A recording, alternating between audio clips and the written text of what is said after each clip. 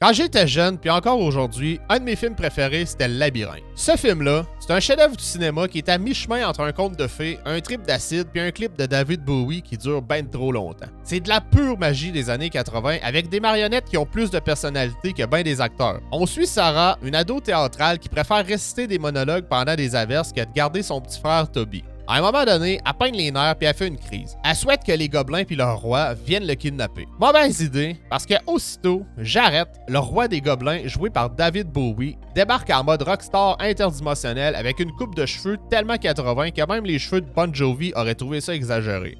Il lance un serpent d'en face à Sarah, il disparaît avec le bébé, puis elle a 13 heures pour traverser un labyrinthe tripant mais tordu, sinon Toby devient un gobelin pour l'éternité. Puis là, elle rencontre toute une gang de créatures vraiment weird. Chaque scène devient une excuse pour nous craquer une nouvelle marionnette sortie tout droit de l'imagination sans limite de Jim Henson. Pour retrouver son frère, elle va devoir passer par un mur corridor infini, une section où ce que des lutins changent des dalles où elle marque son chemin. Elle va rencontrer des bébites bizarres avec une tête d'un culotte qui y pose des énigmes. Elle va tomber dans un trou rempli de mains qui parlent. Elle va se faire courir après par une déchiqueteuse dans un tunnel de faces qui parlent. Elle va rencontrer des bébites jaune orange qui chantent comme les Beatles puis qui s'arrachent la tête. Elle va se ramasser dans un bourbier de l'éternelle puanteur. Elle va se faire droguer ben raide, aller dans un bal avec notre beau David Bowie pour se réveiller chez une madame qui ramasse des vidanges dans sa chambre. Elle va finir par mener un assaut dans la ville des Gobelins, monter les marches infinies tout bord tout côté pour finalement affronter Bowie.